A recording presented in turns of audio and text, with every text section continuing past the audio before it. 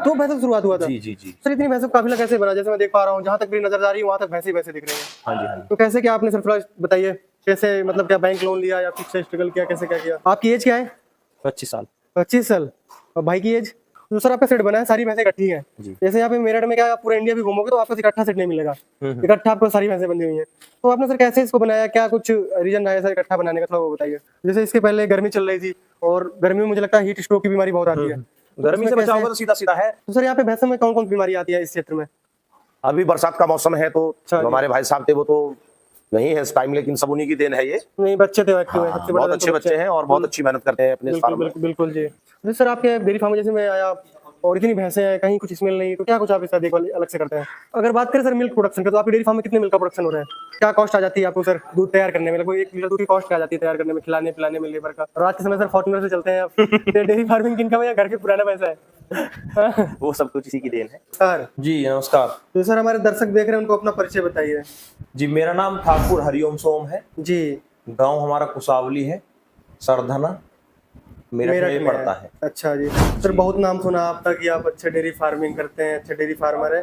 तो आज हम आपका फार्म का टूर करना चाहते हैं और साथ के साथ जानकारी लेना चाहते हैं, तो फ्री जी है आप? बिल्कुल बिल्कुल फ्री है। आइए चलते हैं, आपका फार्म घूमते हैं, चलिए आपको जानकारी फार्म लेते हैं। घुमाते हैं और आपको बताते हैं इसके बारे में। आइए श्री ओम जी आप भी आ जाइए, चलते हैं डेयरी फार्म का टूर करते हैं, सर से साथ पूरी जानकारी लेते हैं। सर सोम डेयरी फार्म की शुरुआत कब हुई थी? हमारे फार्म की शुरुआत जो सन 2013 में हुई थी और जो कि हमारे पापा जी ने की थी। पापा जी ने किया था? हाँ, ठाकुर बबलू सोम। अच्छा, पापा जी ने किया था। जी जी। तो सर जब शुरुआत किया था आपने, तो कहाँ से शुरुआत हुई थी आपके फार्म की? हमारे जो घर था गांव में, वहीं से हमने स्टार्ट किया था। अच्छा। 2 भैंसों से। 2 भैंसों से शुरुआत हुआ था? जी जी जी। सर इतनी भैंसों का काफिला कैसे बना? जैसे मैं देख पा रहा हूँ, जहाँ तक मेरी नजर आ रही है वहाँ तक भैंसे ही भैंसे दिख रही हैं। हाँ जी हाँ जी। तो कैसे क्या आपने सर थोड़ा बताइए, कैसे मतलब क्या बैंक लोन लिया या कुछ से स्ट्रगल किया, कैसे क्या किया? बैंक लोन कोई नहीं लिया हमने अभी तक भी, आज तक भी अच्छा, बैंक लोन नहीं लिया? कोई नहीं लिया। सब धीरे धीरे 2 से 4, 4 से 6, 8 से 16 इसी तरीके अच्छा। से सीढ़ी दर सीढ़ी चढ़ के आए। अच्छा जी। तो अभी प्रेजेंट टाइम में सर अपने पास कितने एनिमल है? अभी हमारे पास 1000 प्लस एनिमल है। 1000 प्लस एनिमल है। जैसे हम गए थे भाई के डेयरी फार्म में, तो क्या 2 डेयरी फार्म इसलिए बनाया गया कि आप उसको देखो मैं इसको देखूं, कुछ ऐसा रहता है क्या आपका हिसाब किताब? हाँ, 2 डेयरी फार्म हमने बना रखे हैं। एक यहाँ कुसावली में है और एक सरधना में है। एक सरधना में है। तो ये छोटे वाले डेयरी फार्म को भैया रन करते हैं, छोटे वाले भैया श्री ओम जी, और हरिओम जी बड़े वाले डेयरी फार्म को रन करते हैं। तो ये ट्रैक्टर है सर, इसमें क्या किया जाता है, क्या कुछ कैसा रहता है? इसमें जो हमारे पशुओं का गोबर होता है वो हमारे खेत में जाता है। तो खेतों में सर क्या क्या आप लगाते हैं? अधिकतर तो गन्ना होता है। और कहने का मतलब जो मेरठ है, मेरठ में गन्ना बहुत होता है। हाँ, हमारे यहाँ जिले पश्चिमी यूपी में गन्ने का पूरा प्रचलन है। अच्छा जी। गन्ने की फसल 90% गन्ने की फसल होती अच्छा जी, जो यहाँ का कल्चर है उसी हिसाब से खिलाते हैं। है उसी हिसाब से। ये सर क्या पड़ा हुआ है? ये हमारे जो बियर का वेस्टेज आता है, जो बोलते हैं जिसको हम, ये जो वो है। अच्छा जी। और इसके नीचे अंडरग्राउंड ये क्या बना रखा है? इसमें स्टॉक कर लेते हैं हम फीड का। जो फीड का? हाँ। इसमें क्या स्टॉक है सर? ये जो हमारे यहाँ जो गुड़ बनता है ना, उसमें से मैली निकलती है। मैली? हाँ। तो कितनी स्टॉक कर लेते हैं सर? इसमें हो जाती है 2-3 महीने की। तो सर ये जो आपका सेट कंस्ट्रक्शन है ये वाला, हाँ जी। ये कब हुआ था, किस सन में आपने ये करवाया था? यहाँ जो ये वाला डेयरी फार्म है हमारा, ये हमने जो हमारे घर से स्टार्ट करके वहीं पे हमने 50-60 पशु पाल लिए थे घर पे? घर पे। 50-60 पशु आपको कौन से सन में हो गए थे? ये हो गए थे 2013 और 14 में। 2013 और 14 में? हाँ। मतलब स्टार्टिंग करते ही आपके पास साल भर में ही 50-60 एनिमल पहुंच गए? हाँ। अच्छा उसके बाद जी। हमने 2015 में इसमें काम स्टार्ट करके 2016 में ये लगभग 30 से 40% हमने बना ली थी यहाँ भी ये डेयरी? जी। तो ये जो डेयरी बनी है इकट्ठी आपने बना दिया था या नहीं, धीरे धीरे इकट्ठी करके नहीं किया बनाई, ये था? हमने धीरे धीरे करके बनाई। सब मतलब धीरे धीरे करके बनाया? जी जी। और यहाँ पे मिल्क के सारे पी के रखे हुए हैं, क्या बोलते हैं आपकी भाषा में इनको? कैन बोलते हैं। कैन बोलते हैं। कितने लीटर वाला कैन है सर? ये 40 लीटर का। मेन बात करें ब्रीड की, तो आपने मुर्रा भैंसों से ही फार्म क्यों स्टार्ट किया? मुर्रा भैंसों का जो है थोड़ा अच्छा एक्सपीरियंस है हमारा। मुर्रा भैंस जो अधिक दूध देती हैं, लंबे समय तक दूध देती हैं। अच्छा, लंबे समय तक दूध देती लंबे है। समय तक दूध जैसे आप यूपी के हो, कभी यूपी की भैंस पाली, कभी ट्राई किया? देती हैं। यूपी की भैंस बहुत कम। बहुत कम? बहुत कम। तो यूपी की भैंसें सस्ती भी मिल जाती हैं और दूध भी देती हैं, तब भी आप क्यों नहीं पालते हैं? मतलब क्या रीजन है? वो लंबे समय दूध नहीं दे पाती। अच्छा, यूपी की भैंस लगभग कितने दिन तक दूध देती है? 4 महीना 6 महीना। 4 महीने 6 महीने। आपकी एज क्या है? 25 साल। 25 साल। और भाई की एज? 22 साल। 22 साल। क्या बात है। 25 साल और 22 साल की जोड़ी पूरी काम कर रही है डेयरी में। जैसे आपने बताया कि आपके पास 1000+ भैंसे हैं, जी। तो इनका आप सूखे भूसे का कैसे भंडारण करते हैं और क्या क्या खिलाते हैं? वो कुछ हम स्टॉक भी करके रखते हैं और कुछ मार्केट से रेगुलर लेते भी रहते हैं। अच्छा, कितना स्टॉक कर लेते हैं लगभग? 4-6 महीने का। हाँ जी। हर एक बेग बफेलो के सामने एक टैंक बना हुआ है हाँ जी। सीमेंटेड का, तो इसके अंदर क्या रखते हैं आप? इसमें है, हाँ, क्योंकि हमारे यहाँ गन्ना अधिक होता है हाँ हाँ। और गन्ने से हमारे यहाँ गुड़ बनाया जाता है। अच्छा तो उस गुड़ बनने से पहले जो उसमें से निकलती है मैली, इसको बोलते हैं, जी, तो ये वो है। हाँ इसको जी। डाल खिला दिया जाता है। जी, तो जी। मैली लगभग कितनी डाली जाती है एक भैंस को? ये 15 से 20 किलो। 15 से 20 किलो। क्या सस्ती मिल जाती है क्या यहाँ पे? सस्ती भी नहीं कह सकते, पर ठीक है।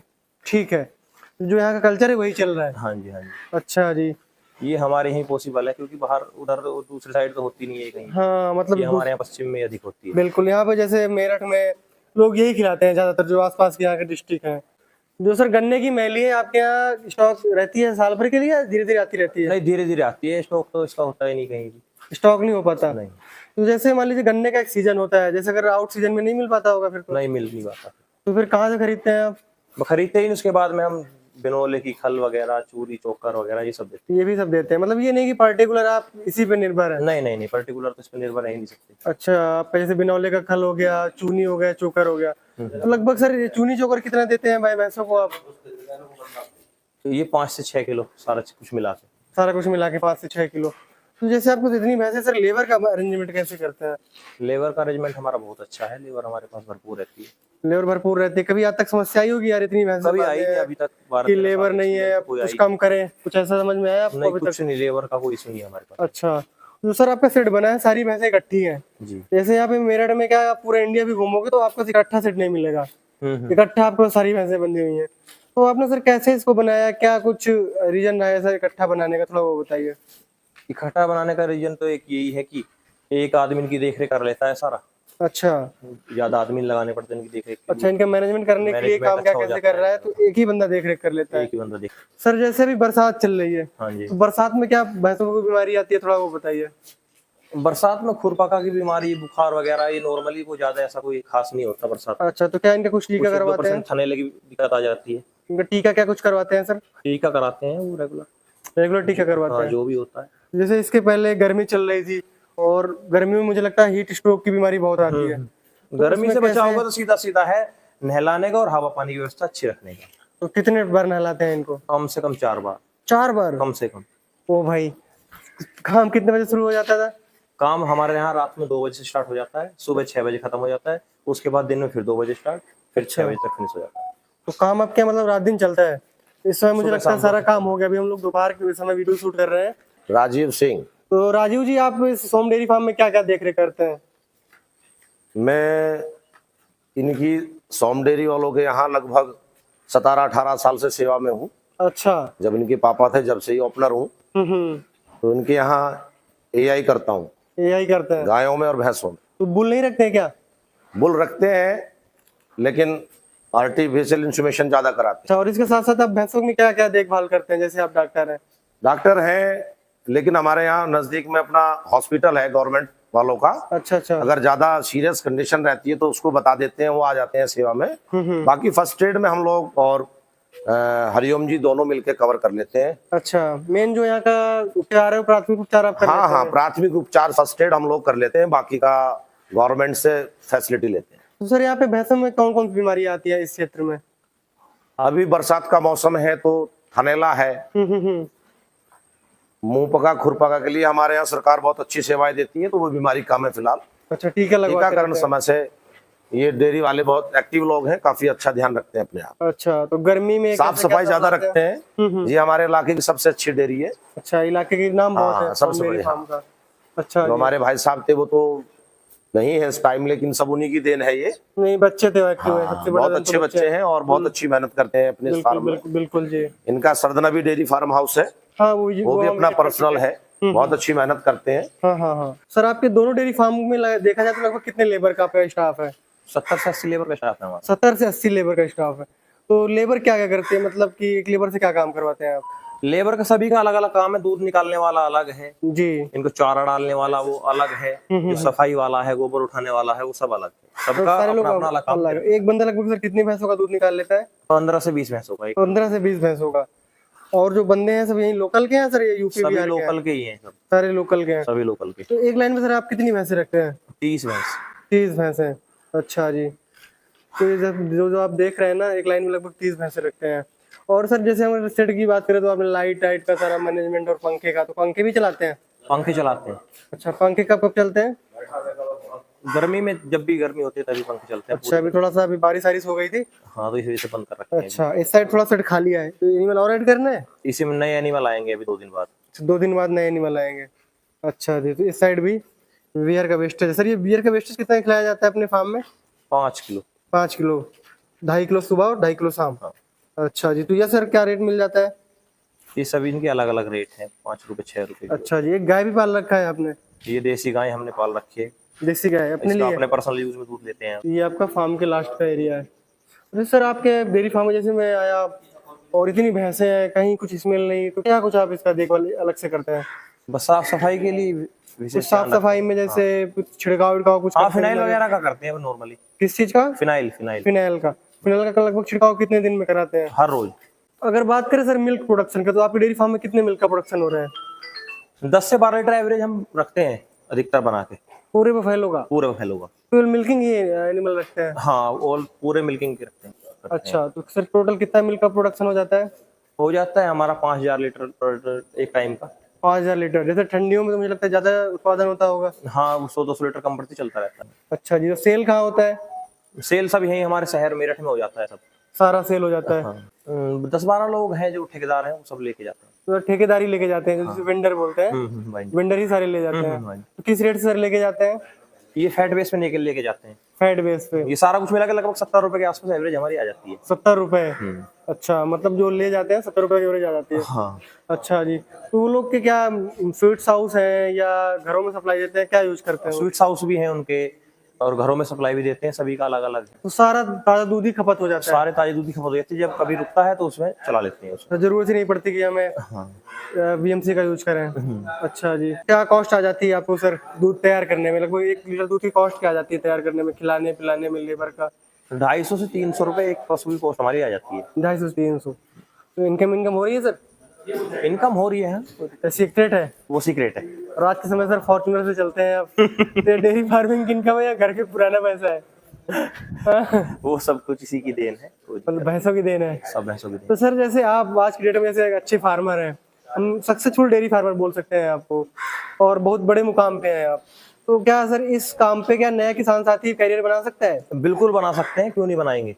अच्छा, तो क्या लगता है उनको किन किन बातों का ध्यान रखना चाहिए और कितने एनिमल से शुरू करना चाहिए?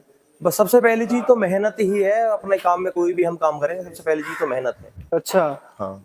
मेहनत में जैसे क्या क्या है, थोड़ा सा बताइए कि ये इन बातों का देखभाल करेंगे या फार्म में हम रहेंगे, क्या क्या काम भाई, करेंगे? सबसे पहले तो अपने फार्म में रहना चाहिए, रहना अपने चाहिए। काम के टाइम हमें रहना चाहिए। अच्छा, जैसे मान लीजिए हम हमारे पशु अच्छे हों, अच्छे दूध के हों।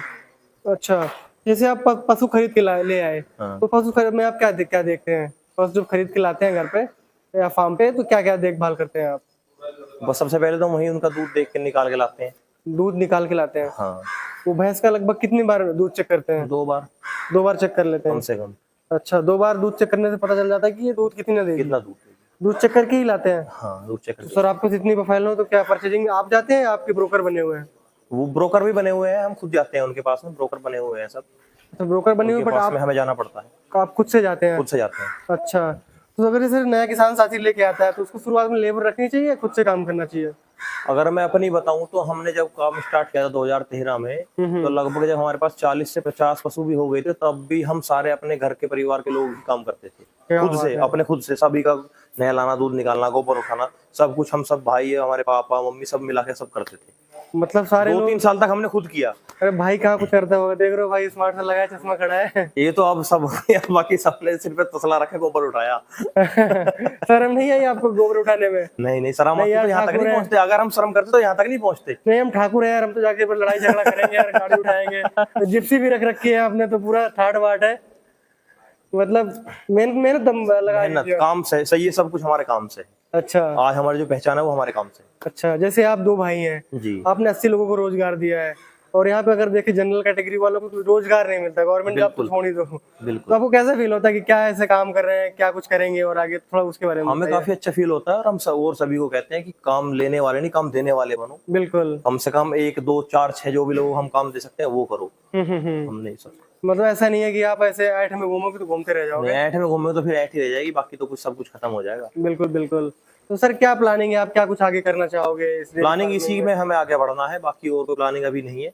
अच्छा, जैसे सर ऑटोमेटिक का जमाना है, लोग जैसे TMR ऐड कर रहे हैं, मिल्किंग मशीन लेके आ रहे हैं, तो क्या कुछ प्लान है आपका कुछ ऑटोमेटिक? वो देखेंगे आगे, अगर सक्सेसफुल भैंसों में होता है ये सब कुछ तो उसका भी प्लान करेंगे आगे, उसका भी चल रहा है। अच्छा। देखते हैं कोई पार्लर वगैरह का बना सिस्टम बनता है अच्छा तो वो बनाएंगे। पीछे हमारी जगह पड़ी हुई है, हमने सब रेडी कर रखा है। अभी अगला फार्म बनाने की तैयारी है हमारी। अच्छा, नेक्स्ट ईयर तक वो भी कंप्लीट हो अच्छा जाएगा। नेक्स्ट ईयर तक एक फार्म और बनाना है? 500 भैंसों का फार्म कंप्लीट हो जाएगा। 500 भैंसों का यहीं पे बनाना है कहीं यहीं और? भी बनाना है, इसी के पीछे। इसी के पीछे? इसी के पीछे। मतलब 1500 भैंसों का प्लान है? हाँ 1500 भैंसों। क्या बात है, मतलब इतनी हल्की एज के बोल ऐसे बोलते लग रहा है कि 5 भैंसे बढ़ानी हो। 500 भैंसों का फार्म और बनाना है। तो सर जैसे मैं घूमता रहता हूँ सर, लगभग 12-13 स्टेट मैंने कवर किए हैं, तो मैंने ये देखा जो पुराने डेयरी फार्मर है वही सर्वाइव कर रहे हैं, तो नए किसान साथी इस फील्ड में टिक क्यों नहीं पा रहे, थोड़ा वो बताइए। नए का असल में क्या है, थोड़ा सा बहुत सारे लोग देख के एक दूसरे को देख के इस काम में आ रहे हैं, हाँ हाँ। वो सक्सेसफुल नहीं हो पा रहे। अच्छा, उसका रीजन क्या है, थोड़ा सा वो रीजन यही है क्योंकि उन्होंने देख लिया कि इनका क्या है सिस्टम, वो उसे बारीकी से जानकारी तो उसकी है नहीं। क्योंकि हमने जो काम स्टार्ट किया 2 से 4, 4 से 6, 8 से 16 इस तरीके से स्टार्ट किया जी। और काफी सारे लोग एकदम से 50-100 पशु लेके आ गए, उन्हें पता नहीं इनका दूध कैसे निकलना है, इनका रख रखाव क्या है, इनका मैनेजमेंट क्या होना चाहिए, इनकी सेल परचेज क्या होनी चाहिए, उन्हें पता ही नहीं कुछ भी। वो सीधा पैसा कमाने के लिए आ गई। अच्छा, तो उसका रीजन है वो फेल हो जाते हैं। तो वो इसी वजह से फेल हो जाते हैं। प्रैक्टिकल हमने जो जानकारी डेयरी लेके नहीं फार्म आते। जो हमने डेयरी फार्म स्टार्ट किया था वो हमारा बिजनेस पर्पस था ही नहीं जब हमने स्टार्ट किया था ये। अच्छा, हमने शौक में स्टार्ट किया था ये। मतलब पहले शौक में स्टार्ट पशुपालन का किया हमें था? शौक था बचपन से ही। हाँ हाँ। हमारे पापा जी को बहुत शौक था। पापा जी को? हाँ बहुत ज्यादा। पापा जी के साथ साथ फिर आपको भी आ हाँ गया? फिर उसके बाद में हमें लग गया, फिर छोटे वाले भाई को भी, और बस हम अभी इसी में। बिल्कुल, मतलब आज के डेट में करोड़ों रुपए का तो टर्नओवर हो ही जाता होगा। टर्नओवर तो काफी ठीक ठाक है। अभी तो मान लीजिए अगर 500 भैंसे बढ़ानी है तो 5 करोड़ चाहिए जेब में भैंस लेने के लिए, स्टेट बनाने के लिए, तो सारा मतलब डेयरी से ही आ रहा है। सबको डेयरी चाहिए। अच्छा जी, ठीक है सर, धन्यवाद जो आपने समय निकाला। ठीक है जी, बहुत बहुत धन्यवाद आपका भी, आप यहाँ तक चल के आए। Okay sir, thank you.